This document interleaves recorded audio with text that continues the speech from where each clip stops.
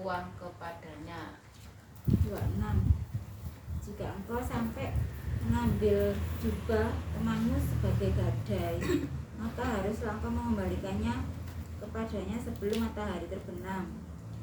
Sebab banyak itu saja penutup tubuhnya, itulah pemalut kulitnya. Pakai apakah ia pergi tidur? Maka apabila ia berseru-seru kepadaku, aku akan mendengarkannya, sebab aku ini pengasih. 28. Janganlah engkau mengutuki Elohim, dan janganlah engkau menyumpahi seorang pemuka di tengah-tengah bangsamu. Janganlah lalai mempersembahkan hasil gandummu dan hasil anggurmu yang sulung dari anak-anakmu lelaki, haruslah kau persembahkan kepadaku. Demikian juga harus kau perbuat dengan lembu sapimu dan dengan kambing dombamu. 7 hari lamanya anak-anak binatang itu harus tinggal pada induknya. Tetapi pada hari yang ke-8 haruslah kau persembahkan binatang-binatang itu kepadaku. 31. Kamu harus menjadi orang-orang kudus bagiku. Karena itu daging ternak yang diterkam binatang buas di padang janganlah kamu makan. Kamu harus melemparkannya kepada anjing, pada osin, ya. Jadi selain ada 10 perintah Torah bacaan kita sebelumnya, yaitu di pasal 20, pasal yang ke-20 di kitab Keluaran ini, itu adalah 10 perintah dari Elohim yang harus ditaati.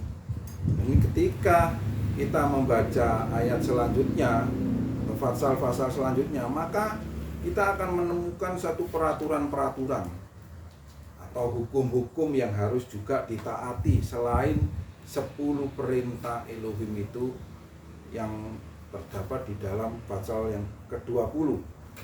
Jadi pada intinya seperti yang kita dengarkan di khotbah kemarin hari Minggu, yaitu ada 613 dan 613 peraturan yang harus kita taati, ya, termasuk makanan, termasuk hukum-hukum ini, ya, hukum-hukum yang tertulis di dalam bacaan kita malam hari ini, ya. Seperti contohnya saja, kalau kita dititipi barang orang, ya, itu bagaimana tanggung jawab kita ketika ada orang titip barang kepada kita. Atau kalau saya memberikan opsi, ya lebih baik jangan titip, ya, daripada kamu titipi nanti saya menanggung resikonya. Ya kalau titip uang ya titipkan di bank saja, jangan ke saya. Kalau titip barang atau titip osin kepada kita, gitu ya. Ya kita terus terang bilang ini di luar tanggung jawab saya loh. Kalau misalnya kemudian dia makan racun dan lain sebagainya, ada peraturan-peraturan. Jadi di depan kita harus mengatakan sebenarnya, gitu ya. Jadi jangan sampai di kemudian hari akhirnya terjadi tuntut menutut, akhirnya yang tadinya itu seorang teman atau seorang saudara atau seorang sahabat yang titip sesuatu kepada kita akhirnya menjadi clash, ya, menjadi perselisihan karena barang tersebut. Lebih baik kita bicarakan di depan supaya fair. Kalau sesuatu itu terjadi yang tidak sesuai dengan apa yang kita inginkan, dan jelas di peraturan ini, kalau kita membaca di ini, ya, pasal yang kedua ini, masalah seorang pencuri, ya, pasal 22 ayat yang kedua ini. Jika seorang pencuri tertangkap sedang membobol rumah, tentunya ini pengertiannya adalah pada malam hari, ya, lalu ia dipukuli hingga mati, maka pembunuhnya tidak berhutang darah atasnya, Tetapi jika pembunuhan itu terjadi setelah matahari terbit, artinya kita tahu, oh ada pencuri, kemudian kita mengerahkan massa supaya orang itu dibunuh, nah itu bersalah ya, kita akan dituntut darah, pembunuhnya itu berhutang darah. Tetapi kalau dilakukan pada malam hari di ayat yang kedua, itu artinya kan pembelaan yang tidak sengaja, yang membela diri itu, maka pembunuhnya tidak berhutang darah ya, itu pengertiannya ya. Kemudian masalah menitipkan binatang tadi ya, di ayat yang ke-1 tadi. Jika seorang mencuri seekor lembu atau seekor domba dan ia menyembelinya atau menjualnya, maka ia harus membayar 5 ekor lembu. Jadi kalau lembu atau sapi 1 ya harus diganti 5 gitu. Ini pengertiannya seperti itu. Kalau domba 1 cukup diganti dengan seekor domba diganti dengan 4 ekor domba. Nah, ini peraturan-peraturan yang harus ditaati. Tapi ini mungkin akan relevan kalau terjadi di desa, di peternakan ya.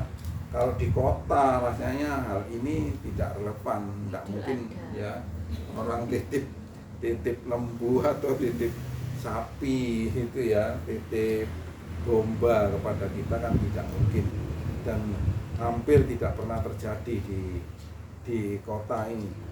Kalau di desa kemungkinan bisa jadi terjadi hal-hal seperti ini. Terus kita lihat lebih lanjut, ini ayat yang ke-7. Nah, kalau ini bisa terjadi di kota ini. Jika seseorang menitipkan uang atau barang ke rumah temannya, tetapi kemudian titipan itu dicuri dari rumah orang itu, jika pencurinya tertangkap, ia harus membayar 2 kali lipat kalau tertangkap. Nah, kalau tidak tertangkap bagaimana? Ayat yang ke-8. Tetapi jika pencurinya itu tidak tertangkap, maka pemilik rumah yang dititipi, artinya itu harus dibawa di hadapan Elohim untuk menguji apakah benar bukan dia yang mengambil harta kepunyaan temannya itu. Ya, ini artinya kan kejujuran orang tersebut diuji. Sekarang ini banyak kan yang sumpah palsu. Kalau ayat yang ke-7 dan 8 ini masih relevan untuk masa sekarang ini.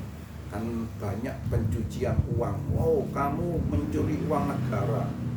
Siapa yang mencuri uang negara? Ya, kan akhirnya diputihkan, dibuat beli ini dan itu, akhirnya semacam pencucian uang tersebut.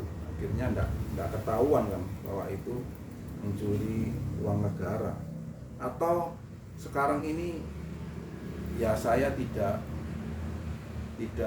negatif thinking, tapi saya kok berpikir banyak toko-toko baru ya, toko-toko baru yang sekarang ini tidak peduli lokasinya di mana, ada toko yang lama, tidak peduli dia jualan persis apa yang dijual oleh toko yang lama tersebut, berhadapan lagi, berdampingan lagi. Banyak sekarang kan kue juga ya, orang jual kue itu banyak hal seperti itu. Nah, itu juga bisa diartikan kalau kita negatif thinking, jangan-jangan orang ini untuk menghilangkan jejak dari hasil kejahatannya kemudian dialihkan dengan penjualan ya, jualan yang lain supaya tidak ketahuan. Bisa jadi seperti itu, tapi ya kita tidak bisa menjustis ya, menghakimi, menuduh seperti itu karena kita tidak tahu.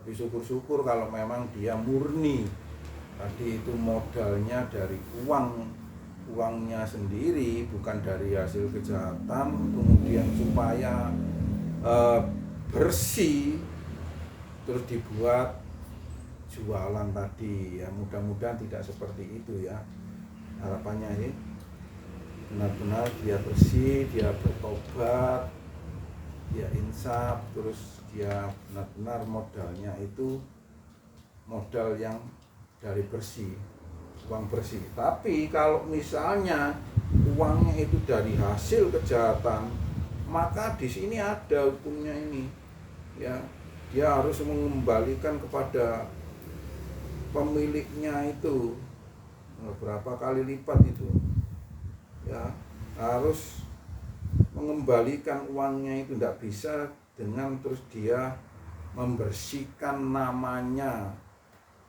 kejahatannya kan tidak ketahuan, terus akhirnya supaya dia itu bersih di hadapan Sang Pencipta langit dan bumi, dia pura-pura, itu pura-pura artinya pura-pura insaf, terus akhirnya hasil kejahatannya tadi dibuat dagangan yang legal, dagangan yang bersih menurut dia. Padahal Elohim kan tidak mau seperti itu. Kalau tadi uangnya itu dari hasil kejahatan, ketika dia itu insaf dan bertobat, dia harus bertanggung jawab mengembalikan itu kepada pemiliknya. Nah itu, ini peraturannya itu seperti itu di sini ini.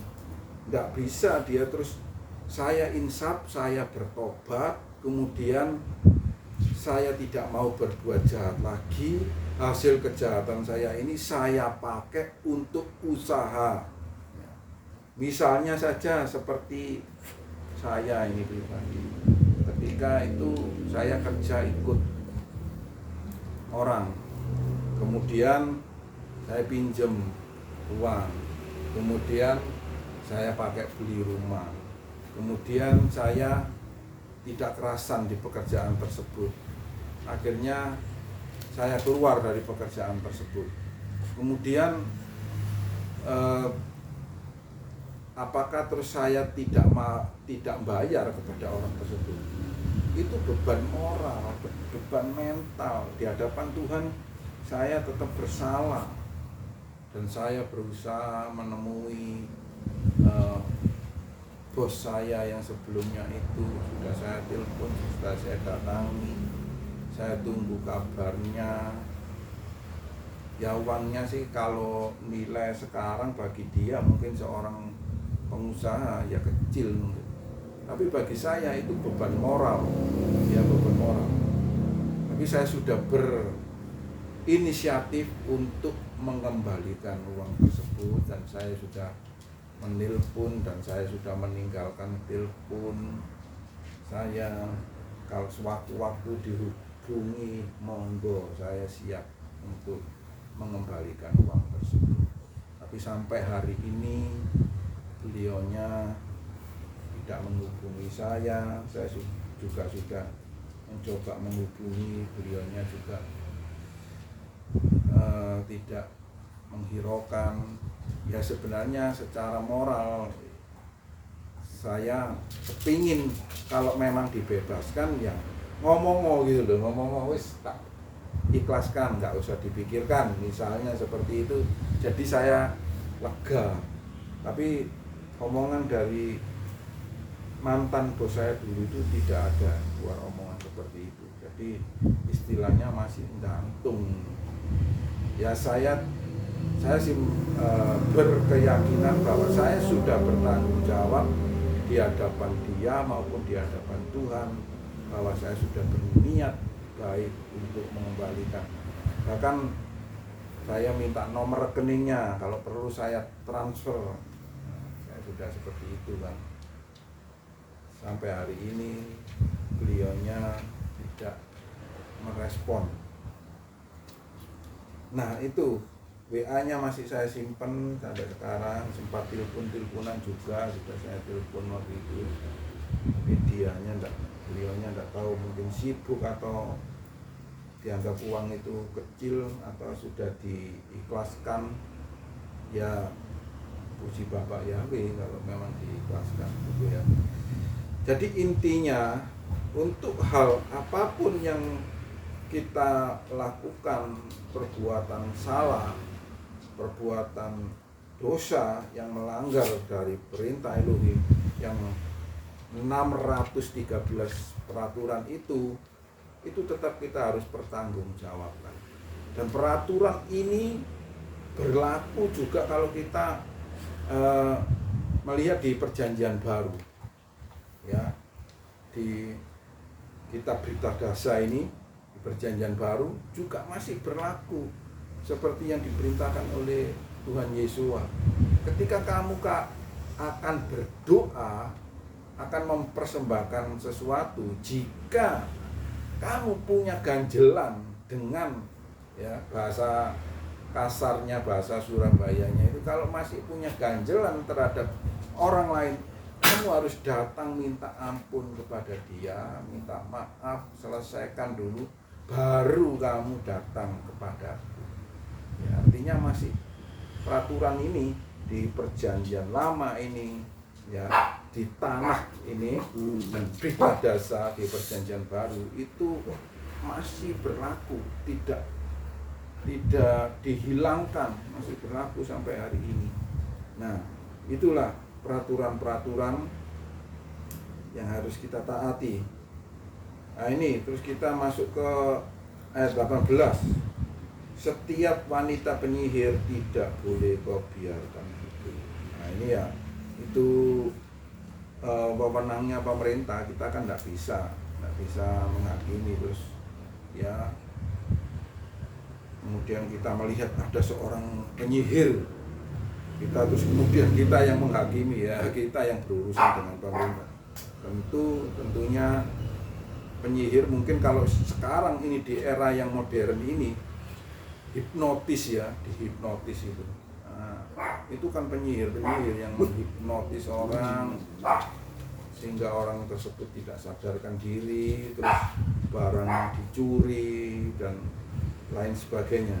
Nah, kalau kita tahu seperti itu, kita tidak bisa kemudian, ini katanya perintah dari Torah, orang penyihir, orang hipnotis ini harus dibunuh, jangan kok biarkan hidup. Enggak bisa seperti itu. Mungkin kita laporkan kepada pihak berwajib itu, kita enggak bisa menghakimi sendiri, urusannya nanti panjang, ya. Kemudian ayat yang ke-18 ini, hati-hati bagi yang pecinta binatang ini, jangan sampai bersetubuh dengan binatang. Ya, ini hukumannya berat, ini dihukum mati ini kalau sampai bersetubuh dengan binatang. Kemudian kita lanjutkan ayat yang ke-20. Coba perhatikan.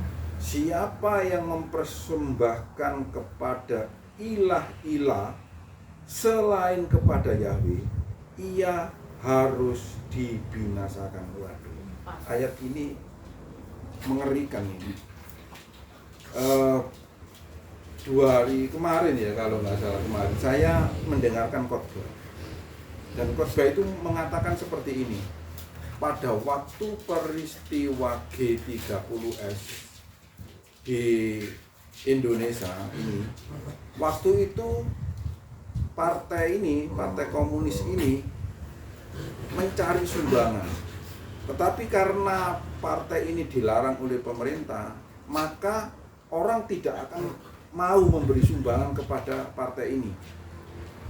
Kemudian partai ini mempunyai anak cabang, gitu ya, yang orang lain tidak tahu kalau anak cabangnya ini adalah termasuk komplotannya dari partai komunis. Maka atas nama partai cabangnya ini tadi, dia minta sumbangan kepada pengusaha, kepada toko-toko, kepada orang-orang siapa saja yang memberi sumbangan, maka dia data, dicatat namanya. Terus suatu ketika pemerintah memperketat peraturan itu dengan menumpas Partai Komunis ini di peristiwa G30S itu, maka daftar orang-orang yang memberi sumbangan tadi itu tercatat di situ. Maka orang itu diciduk oleh pemerintah, dipegang oleh pemerintah, ada yang dipenjarakan masih subur. Tapi kalau terus dibunuh, ya waktu itu kan dibunuh itu. Orang ini tidak tahu, saya tidak tahu, saya tidak mendukung PKI kok, tidak mendukung PKI. Waktu itu saya betul dimintai sumbangan, tapi saya tidak tahu kalau itu PKI. Tapi pemerintah tidak mau tahu waktu itu. Tahunya bahwa orang ini mendukung Partai Komunis, memberi sumbangan kepada komunis. Ya akhirnya ditangkap. Kemudian diterangkan oleh si pengkhotbah tersebut. Sama halnya dengan kita ini. Kita ini memberikan persembahan, ya, korban persembahan kita setiap minggu itu. Kalau misalnya yang persembahan kita ini adalah ilah lain, itu yang bahaya, ya. Itu bahaya itu kalau kita memberikan persembahan itu kepada ilah lain. Kalau kita ikut mempersembahkan kepada bakti sosial misalnya, kepada yatim piatu, kepada orang-orang yang kekurangan, itu tidak masalah. Tetapi ketika kita ini mempersembahkan persembahan kepada ilah lain, misalnya kita ini toleransi misalnya, ya, toleransi. Oke, aku tak nyumbang ke tempat ibadahnya, kan ini kebersamaan. Atas nama kebersamaan saya akan mendukung pembangunan tempat ibadah ini, tempat ibadah itu hati-hati, saudara. Ya ini peraturan ini, yaitu nanti pada waktu ada penghakiman, apakah kita ini masuk daftar orang yang mendukung ilah-ilah lain ini. Nah ini yang kita perlu hati-hati di sini. Ya jelas sekali ayat yang ke-20 ini di pasal 22. Siapa yang mempersembahkan kurban kepada ilah-ilah lain selain kepada Yahweh, ia harus dibinasakan. Ya, itu. Jadi kita harus berhati-hati ketika kita ini memberikan korban persembahan. Jadi kita harus lihat-lihat, jangan atas nama toleransi dan kebersamaan terus kita ini memberikan persembahan. Itu sangat-sangat tidak berkenan kepada Elohim. Oleh karena itu malam hari ini Daftar Elohim ini memperingatkan kita supaya kita ini harus berhati-hati ketika mempersembahkan korban, ya. Kemudian ayat yang ke-28, janganlah engkau menista Elohim dan janganlah engkau mengutuk siapapun pemimpin bangsa pun bangsamu. Ya ini, ya pemimpin bangsa sejelek apapun itu kita tidak boleh mengutuki, ya. Cukup kita mendoakan. Terus ayat yang terakhir, ayat yang ke-31, kamu harus menjadi orang-orang kudus bagiku. Ya, ini orang-orang kudus bagiku. Masalah makanan ini, ya, karena daging itu ternak yang diterkam binatang buas di padang, janganlah kamu makan. Kamu harus melemparkannya kepada popi moli. Ini sebagainya. Nah ini bicara tentang makanan di ayat yang ke-31 ini. Jelas, jadi malam hari ini kita dapatkan peraturan-peraturan sebagian ini, ya, bukan belum seluruhnya, kan ada 613 peraturan, tapi ini sebagian. Saya rasa ini peraturan-peraturan ini tidak sulit untuk kita lakukan, Hanya kita perlu hati-hati dan waspada, jangan sampai terjebak gitu aja. Nanti tanpa kita ketahui, yaitu tadi atas dasar kita ini toleransi, atas dasar kebersamaan, oke, aku bantu menyumbang kepada tempat ibadah A, B, C, dan lain sebagainya. Ternyata itu tidak berkenan kepada Yahweh. Harus persembahan itu yang khususnya tempat ibadah tempat ibadah yang dikehendaki oleh Bapak Yahweh. Puji Bapak Yahweh.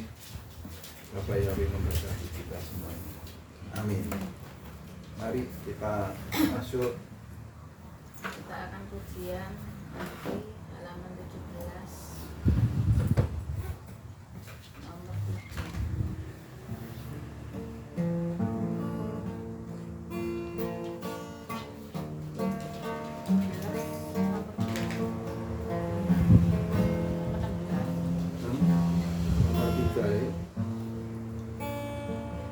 halaman 17 nomor 3. Hanya kasih-Mu Bapa, jiwaku pun tentram. Engkau menerimaku dengan sepenuhnya.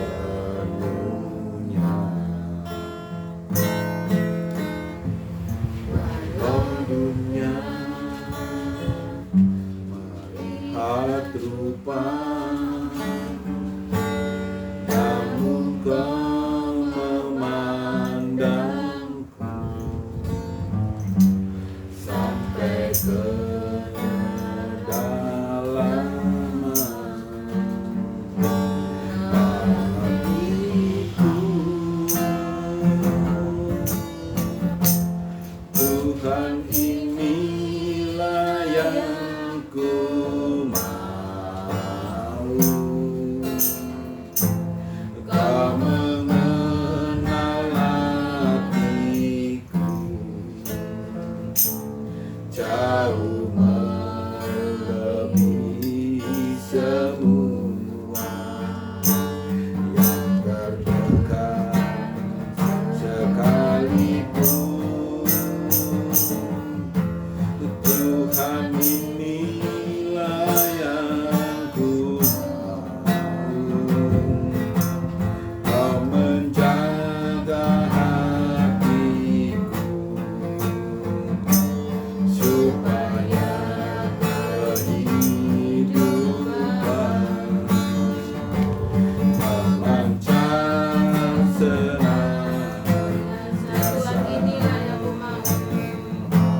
Tuhan, inilah yang ku mau. Kau mengenal hatiku,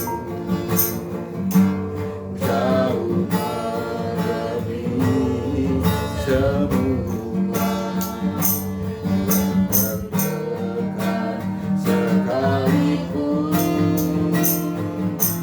Tuhan, inilah yang ku mau. Kau menjaga hatiku supaya kehidupan lancar senantiasa, supaya kehidupan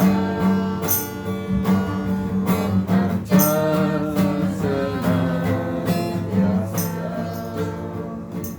Terima kasih Bapak Yahweh, malam hari ini kami telah mendengarkan akan renungan Dabar Elohim. Biarlah saat malam hari ini Engkau memberikan kemampuan kami melalui kuasa Ruach Kodes, supaya kami dapat melakukan perintah-perintah-Mu ya Bapa, seperti yang tertulis di dalam kitab-kitab ini ya Bapa. Biarlah kemampuan dari Ruah Kodes itu yang memampukan kami untuk kami dapat menjalankannya, sehingga kami boleh berkenan kepada Engkau. Berkati kami semua, berkati kami saat ini di dalam setiap pergumulan kami, di dalam setiap kehidupan kami ini ya Bapa. Supaya kami setiap saat boleh menaati akan perintah-perintah. Terpujilah Engkau ya Bapa, di dalam nama Adonai Yesus Masiah kami berdoa, kami mengucap syukur. Kita akan pujikan pujian ini sekali lagi, kemudian kita masuk ke doa syafaat.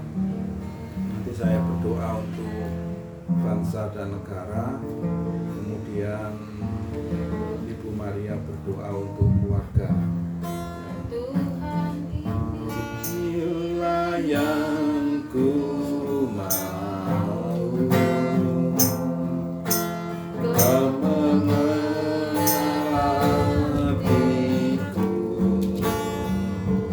jauh melebihi semua, berdekat sekalipun. Tuhan inilah yang ku mau, Kau menjaga hatiku,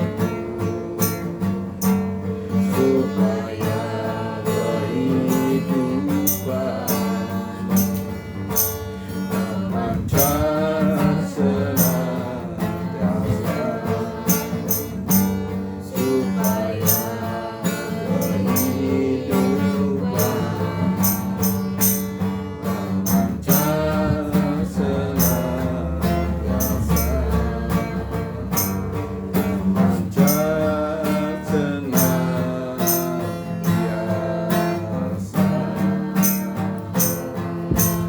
Terima kasih ya Bapa ya, terpujilah Engkau ya Bapa. Terima kasih atas penyertaan di dalam ibadah kami malam hari ini, dari awal, pertengahan hingga pada akhirnya. Kami saat malam hari ini berdoa untuk bangsa dan negara kami ya Bapa. Kiranya Engkau berkati pemimpin-pemimpin kami ini dengan berkat dari surga. Secara materi pemimpin-pemimpin kami di negeri kami ini, mulai dari presiden, wakil presiden, para menteri, anggota DPR, MPR, semuanya secara materi mereka pasti diberkati, mereka pasti berlimpah. Tapi kiranya berkat dari surgawi itu ada atas mereka semua ya Bapak, yaitu hikmat dari surga, sehingga mereka boleh takut akan Engkau ya Bapak, akan peraturan-peraturan yang ditetapkan. Mereka tidak korupsi, mereka tidak kolusi, mereka tidak kekurangan dengan gajinya, dengan penghasilannya yang besar itu. Mereka boleh mencukupkan dengan apa yang dia terima ini selama menjabat di pemerintahan ini. Dan mereka tentunya akan menjadi seorang pemimpin-pemimpin yang adil. Mereka pemimpin-pemimpin yang mensejahterakan rakyat, yang memakmurkan rakyat, memimpin dengan adil ya Tuhan. Tuhan, Kau berkati pemerintahan kami ini, dari yang tertinggi sampai yang terendah, dari tingkat presiden sampai kepada RT RW di lingkungan kami ya Bapak. Kiranya mereka semua yang Kau berkati dengan berkat dari surgawi, roh hikmat dan takut akan Ilahi, hingga mereka melakukan kepemimpinannya ini dengan adil, dengan peraturan-peraturan kebersamaan sebagai warga negara di NKRI, Negara Kesatuan Republik Indonesia ini. Mereka melakukannya dengan benar, sehingga tidak ada tendensi, tidak ada maksud hati yang jelek di dalam hati mereka masing-masing.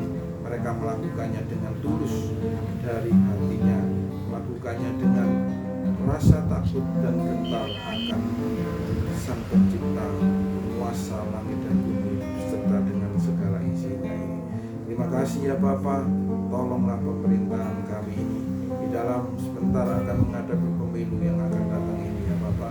Kiranya juga Engkau ikut campur tangan di dalamnya, supaya pemerintahan kami boleh mengatur pemilu ini dengan adil, dan pemilu boleh berjalan dengan kondusif, dengan lancar, tidak ada kekurangan, tidak ada kecurangan di dalam pemilihan itu nanti ya Tuhan.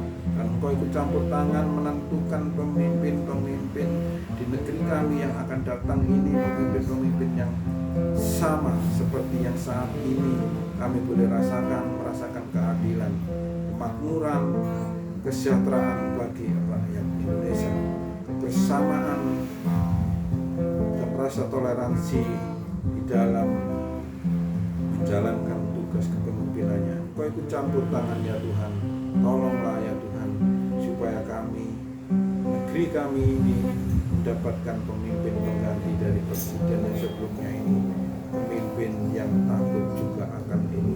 Terpujilah akan Engkau ya Bapa. Inilah doa kami, seruan kami serahkan sepenuhnya permohonan kami ke dalam tangan kuasa-Mu saja. Hanya di dalam nama Tuhan Yesus Mesias kami berdoa, kami mengucap syukur. Haleluya, haleluya. Amin. Bapa di surga, kami juga berdoa ya Tuhan untuk keluarga kami kepada Tuhan, keluarga kami yang ada di Jember, di Purwokerto, keluarganya di Kalimantan, Sulawesi, kami serahkan dalam tangan Tuhan. Tuhan, mereka yang belum mengenal Tuhan, kami rindu mereka Tuhan juga berikan anugerah keselamatan, boleh menjadi bagian dalam kehidupan mereka. Kami berdoa ya Bapa untuk kehidupan mereka. Tuhan berkati, Tuhan berikan kesehatan, kekuatan, kesembuhan ya Tuhan. Yang lemah Tuhan berikan kekuatan. Tuhan berdoa juga Tuhan untuk keluarga yang ada di Ngawi, yang ada di Surabaya, di Krian, Jombang. Kami serahkan dalam tangan-Mu ya Tuhan. Kami berdoa ya Tuhan supaya mereka juga memperoleh keselamatan yang dari Tuhan, menjadi bagian dalam kehidupan mereka. Tuhan jamah kehidupan mereka. Tuhan utuslah seseorang untuk menjadi pemberita Injil bagi mereka ya Tuhan, supaya mereka boleh mendengar kebenaran firman Tuhan. Bapa, kami berdoa ya Tuhan supaya mereka boleh menjadi bagian dalam kerajaan-Mu ya Tuhan. Mereka mendapatkan anugerah keselamatan atas kehidupan mereka. Tuhan juga berkati kehidupan mereka secara ekonomi, kebutuhan dalam kehidupan rumah tangga keluarga mereka ya Tuhan. Tuhan berikan damai sejahtera, sukacita, kerukunan ya Tuhan. Kami berdoa juga ya Tuhan untuk Mas Lewi, kami serahkan dalam tangan Tuhan. Tuhan berkati Mas Lewi ya Tuhan, kesehatan, kesembuhan, kekuatan, juga imannya supaya semakin hari semakin kuat di dalam Tuhan. Berkati dalam segala usaha pekerjaannya ya Tuhan. Juga ini Tuhan berikan kesembuhan, kesehatan. Tuhan lindungi keluarga Mas Lewi ya Tuhan. Segala kebutuhan dan keperluannya Tuhan mencukupi. Tuhan penuhkan dia dengan damai sejahtera, ketenangan ya Tuhan, dari Tuhan melingkupi keluarga Mas Lewi. Juga karena Tuhan ya Tuhan berkati.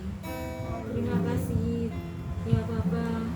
Kami berdoa ya Tuhan untuk Sugeng Astuti dimanapun dia berada saat ini Tuhan. Kami belas kasih Tuhan supaya Sugeng Astuti Tuhan jamah, supaya dia datang kembali kepadamu ya Tuhan, mencari Tuhan. Tuhan ampuni segala dosa, kekurangan dan kelemahannya ya Tuhan. Bawa dia kembali kepadamu ya Tuhan, untuk mencari Tuhan, hidup dalam kebenaran, hidup sesuai dengan hukum dan peraturan Tuhan. Terima kasih ya Bapa, berikan dia keselamatan ya Tuhan. Tuhan berikan dia juga perlindungan, kecukupan, dan hati yang berlimpah dengan ucapan syukur ya Tuhan. Terima kasih ya Bapa. Kami berdoa ya Tuhan juga untuk keluarga di tempat ini. Tuhan berkati Pak Yakub. Tuhan berikan kesehatan, kesembuhan, kekuatan,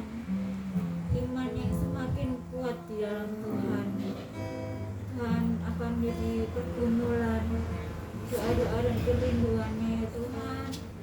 Tuhan mendengar, Tuhan menjawab dan mengabulkan segala doa kerinduan Pak Yakub ya Tuhan. Tuhan cukupkan dalam segala kebutuhan dan keperluannya. Tuhan pakai kehidupannya untuk kemuliaan nama Tuhan. Terima kasih ya Bapak. Berdoa juga untuk Pak Eni. Tuhan berikan kesehatan, kekuatan, perlindungan dari Tuhan. Damai sejahtera, sukacita, surga selalu meliputi kehidupan Pak Eni. Apapun yang menjadi doa pergumulan Mbak Eni, Tuhan menjawab, Tuhan mendengar, Tuhan mengabulkan segala kerinduannya ya Tuhan. Tuhan tambahkan dengan hikmat iman yang semakin kuat di dalam Tuhan. Terima kasih ya Bapak. Tuhan berkati toko Omega yang dikelola oleh Mbak Eni. Tuhan berkati toko ini, segala sesuatu yang dijual Tuhan berkati. Tuhan kirim pelanggan, pembeli-pembeli untuk datang ke toko Omega ya Tuhan. Tuhan berikan juga perlindungan atas toko ini ya Tuhan. Jauhkan dari segala yang jahat. Terima kasih Bapak yang baik. Terima kasih Tuhan memberkati pelanggan-pelanggan yang sudah ada ya Tuhan. Berkati kehidupan mereka. Tuhan berkati dengan kesehatan untuk para pelanggan yang sudah ada ya Tuhan. Berikan mereka ekonominya diberkati Tuhan. Bisnis usaha mereka juga diberkati Tuhan. Terima kasih Bapak yang baik. Kami juga berdoa ya Tuhan untuk Ruben Wahyu Santoso ya Tuhan. Apa yang jadi doa kerinduan Ruben, pergumulannya ya Tuhan. Ruben mendapatkan jawaban atas segala doa-doa dan kerinduannya.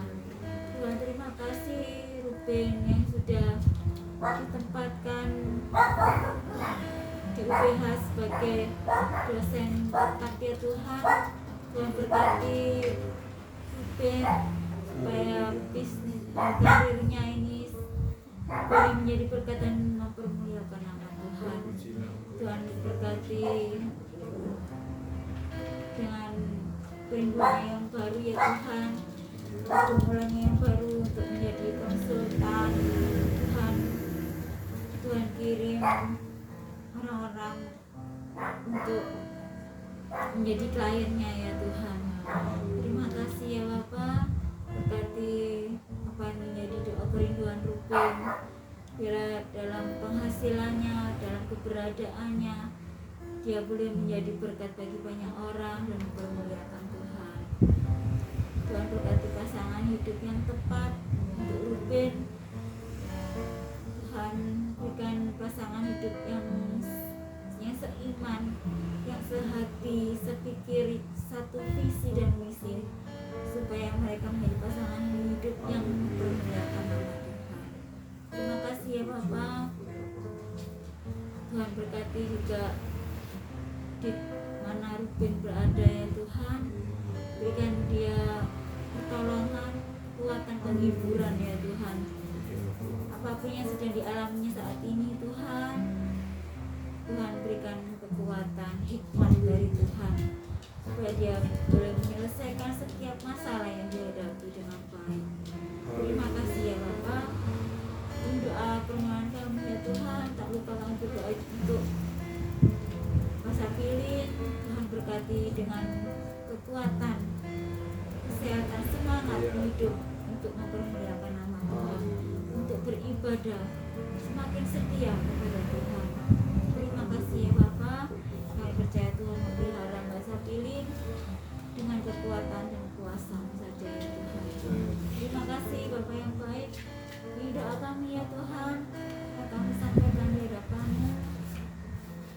Kami beralaskan doa ini dengan berkat nama Adonai Yesus HaMasiah. Kami berdoa dan haleluya. Terima kasih ya Bapak Yahweh atas penyertaan Engkau di dalam ibadah kami pada malam hari ini. Kami akan mengakhiri ibadah kami malam hari ini. Tapi kami selalu mohon supaya Engkau tetap menyertai kami, memberikan kemampuan kepada kami untuk pertemuan-pertemuan ibadah kami selanjutnya.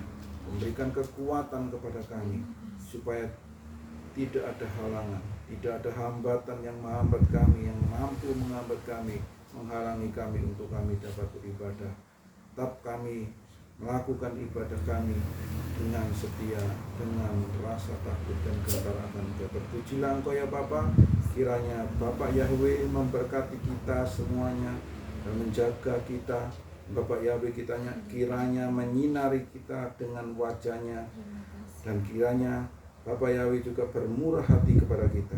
Bapak Yahweh mengangkat wajahnya ke atas kita dan memberikan damai sejahtera kepada kita. Haleluya.